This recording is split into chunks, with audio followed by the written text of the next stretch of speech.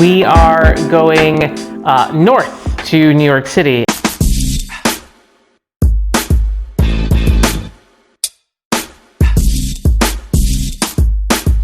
And we're going to be recreating one of our favorite pizzas from our travels in that area, and that is Prince Street's Spicy Spring Slice. It's a Sicilian slice with lots of pepperoni on it, and it's amazing.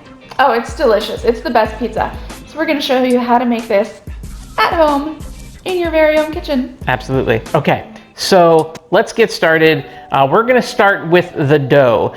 What makes this dough a little bit different is it's a high hydration dough, meaning that it is 75% water to flour. Usually most pizzas that you eat are in like the 55, 60, maybe 65 range if you go to one of those like brick oven Neapolitan style joints. And we also employed what's called an autolyse process. So let's say you don't have a stand mixer at home and you want to kind of cut into your kneading time. You can use an autolyse as a way to shorten up the amount of time that you need to knead the dough.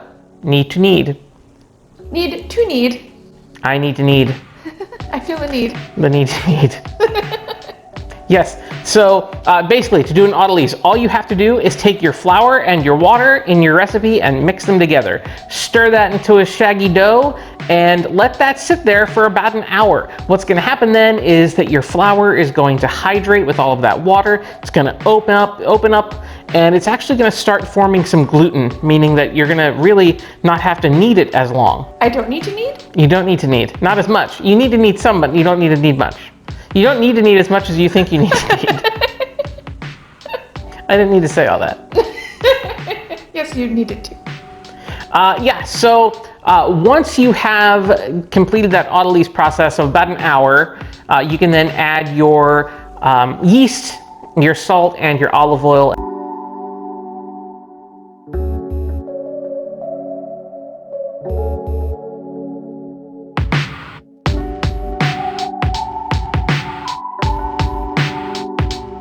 And then you're gonna let that rise in the fridge overnight for about 24 hours. The sauce is a diavola sauce, meaning it's a little bit spicy. So what we did here, and this is a cooked sauce too, which is not usually how I do pizza. I have a question.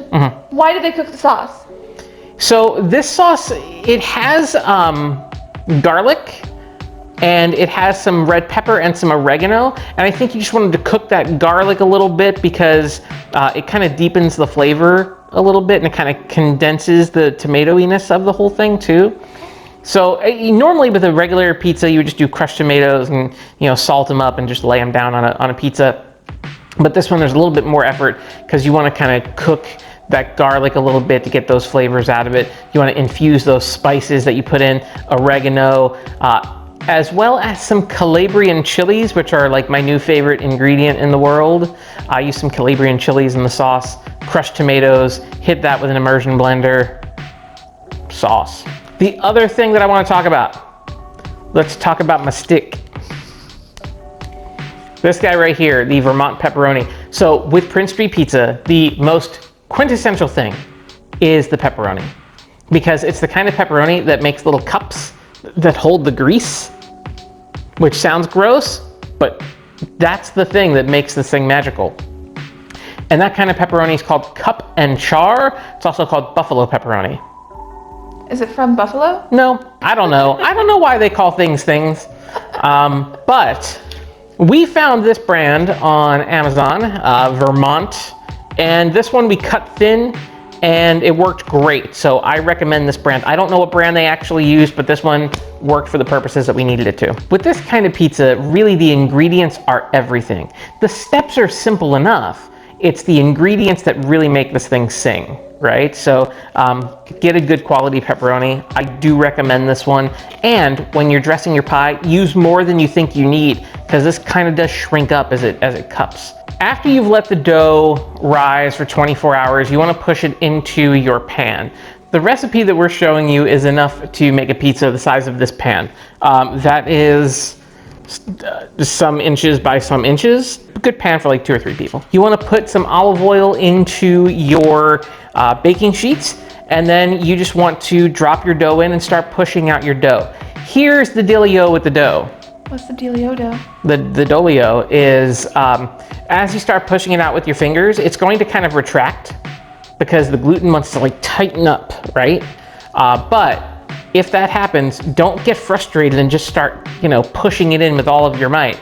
Just walk away, come back in 10 minutes.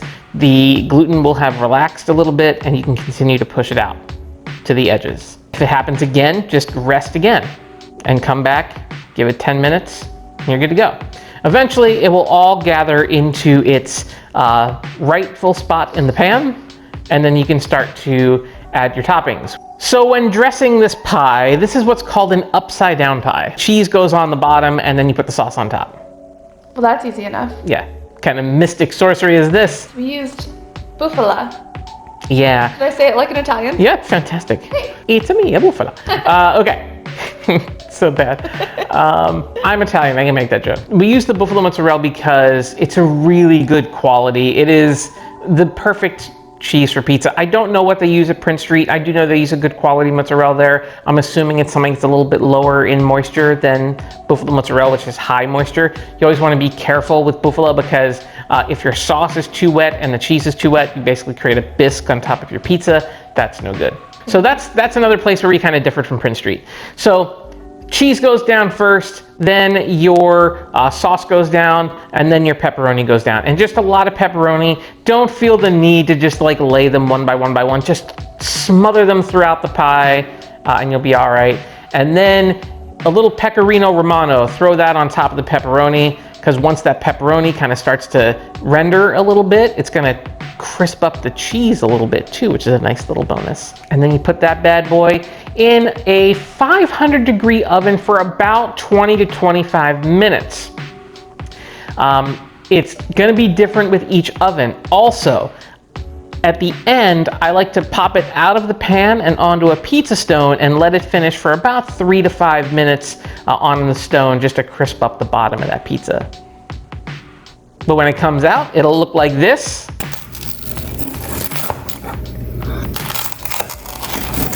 You guys can see what the pizza looks like.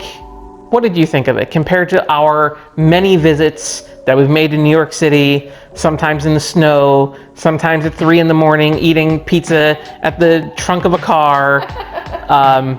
What did you think? How did it compare to those pizzas that we've had at Prince Street? So listen, this is how much we love Prince Street, that we were willing to drive, do the 5-hour drive, get it at 3 o'clock in the morning, and actually eat it in our car. I would drive 5 hours for this pizza. I would.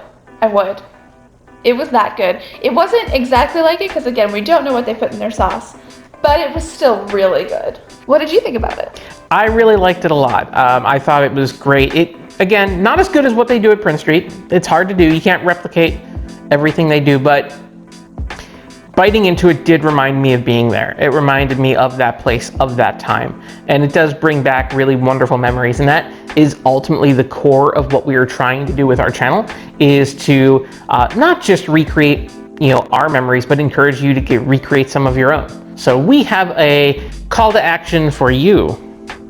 Yes. Tell us a dish that you've had and that you loved and you'd love to learn how to make, and we'll break it down and try to show you how to make it. Yeah.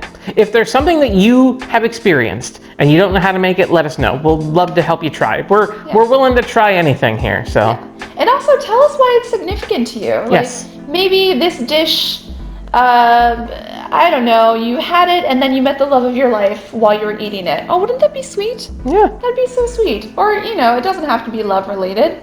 Yeah, maybe when you were a kid, you were sick, and the only thing that made you feel better was, a grilled cheese and tomato soup that came from a certain place. Yeah. But definitely, try cooking some of your favorite recipes. Try recreating some of them. You'll learn all kinds of great kitchen techniques. You'll learn how to make things that you never thought you could make before. You'll relive some great memories, and you'll have fun while doing it. Yeah, absolutely. So thank you guys for watching. Be sure to like and subscribe for more awesome stuff, and we will see you next time.